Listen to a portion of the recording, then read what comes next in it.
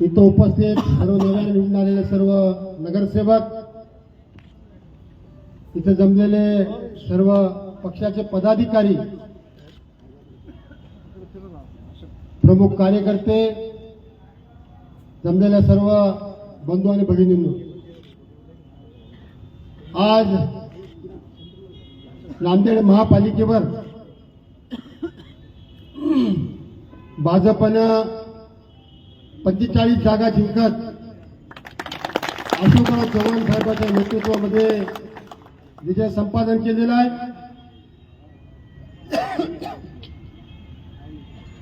काही जातीवाचक समीकरणामुळं आपल्या 10 जागा पडल्या. हरकत नाही, आपल्या 55 जागा यायला पाहिजे होत्या. सामाजिक रचना वेगवेगळी असल्यामुळं आपल्या 10 जागा गेल्या. असं होत असताना दोन्ही शिवसेनेच्या आमदारांना विनंती केली होती, कृपया हिंदूंच्या मताचं विभाजन होऊ देऊ नका आणि आपण आघाडीकडून लढू. तर एक शिवसेनेचे आमदार म्हणले, आम्हाला जेवढ्या जागा आहेत त्या 60% जागा दिल्या पाहिजेत, कारण आमचे 2 आमदार आहेत. पण ते विसरले की त्यांच्या निवडणुकीला सर्व भारतीय जनता पक्षाने फक्त देवेंद्र फडणवीसांना मुख्यमंत्री करायचं म्हणून त्यांना जीवाची बाजी लावून निवडून आणलं. हे विसरून गेले. जे स्वतःच्या निवडणुका झाल्यानंतर कार्यकर्त्याच्या निवडणुकाकडे पाहायचं नाही, हे आमदाराचं धोरण आहे. एक राष्ट्रवादीचे आमदार अशोकराव चव्हाण साहेबांवर टीका करत होते. राज्याचा माजी मुख्यमंत्री गल्ली बोळात फिरायला आहे. अरे का फिरणार नाही? जेव्हा हे कार्यकर्ते गल्ली बोळात त्या नेत्याकरता फिरतात, तर हा नेता का फिरणार नाही? अरे यांना उमेदवार मिळाले नाही. राष्ट्रवादी काँग्रेस पार्टी, अजित पवार गट आणि शिंदेचा शिवसेना गट यांना कार्यकर्ते मिळाले नाहीत उभं करण्याकरता. ज्या दिवशी आपली यादी फायनल झाली, आपल्यामधलेच काही उमेदवार उचलले आणि यांना तिकीट द्यायचं पाप ह्या लोकांनी केलेलं आहे. मित्र हो, उठता बसता जागा विकल्या. अरे काय आम्ही घेतल्या का जागा?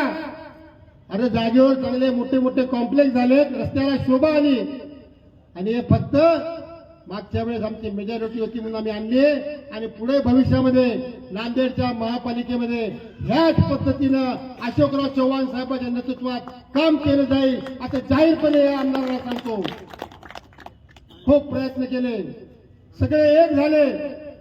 काँग्रेस, शिंदेची शिवसेना, राष्ट्रवादीची अजितदादाची राष्ट्रवादी, सगळे पक्ष एक झाले आणि पाडायचा प्रयत्न केला, पण काहीच झालं नाही. कंधार मधले कार्यकर्ते आणले 4 नंबरमध्ये. प्रशांत तिडकीला आम्ही बाहेर तिथं उभं केलं.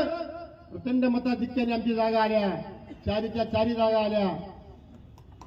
मित्र हो, आज सगळं मी तुमच्या सर्वांचे आभार मानणार आहे की ज्या भारतीय जनता पक्षाच्या कार्यकर्त्यांनी तिकीट मागितले, पण त्याला तिकीट देऊ शकलो नाही. असे जवळपास 400-450 लोक आहेत की ज्यांना आम्ही तिकीट देऊ शकलो नाही. पण नक्कीच येणाऱ्या काळामध्ये अशोकराव चव्हाण साहेब असो, गोपछडे असो, कोडगे असो, आमचे संधू खांबर्डे असो, किशोर देशमुख असो, आम्ही सर्वजण बसून बाकीच्या 425 लोकांना कुठल्या ना कुठल्या कमिटीवर घ्यायचा आम्ही प्रयत्न करू, हे तुम्हाला आवर्जून सांगतो. मित्र हो, आज आनंदाचा दिवस आहे. पुन्हा एकदा मला तळागाळातल्या बूथ कमिटीच्या अध्यक्षांना, आमच्या पूर्ण मंडळाच्या अध्यक्षांना, पूर्ण प्रकोष्ठाचे अध्यक्ष, प्रकोष्ठाचे कार्यकर्ते, मंडळाचे कार्यकर्ते, या सर्वांचं अभिनंदन करायचंय की आज तुमच्या सगळ्यामुळं आज आपली गेल्या 70 वर्षात झालं नाही की अशोकराव चव्हाण साहेबांच्या नेतृत्वामध्ये आज नांदेड महापालिकेवर भारतीय जनता पक्षाचा झेंडा फडकलेला आहे. मगाशी आपल्या सगळ्यांचं देवेंद्र भाऊंनी अभिनंदन केलं, बावनकुळे साहेबांनी अभिनंदन केलं. साहेब तुमचा फोन आला तो आम्ही माईकवर पूर्ण ऐकवलं सगळ्या लोकांना, त्यांनी सगळ्यांचं अभिनंदन केलं. मी पुन्हा एकदा सर्व कार्यकर्त्यांचे मनापासून आभार मानतो आणि अभिनंदन करतो. एवढंच बोलतो, थांबतो. जय हिंद, जय महाराष्ट्र, जय श्रीराम. मी अशोकराव चव्हाण साहेबांना विनंती करतो त्यांनी आपल्याला संबोधन करावं.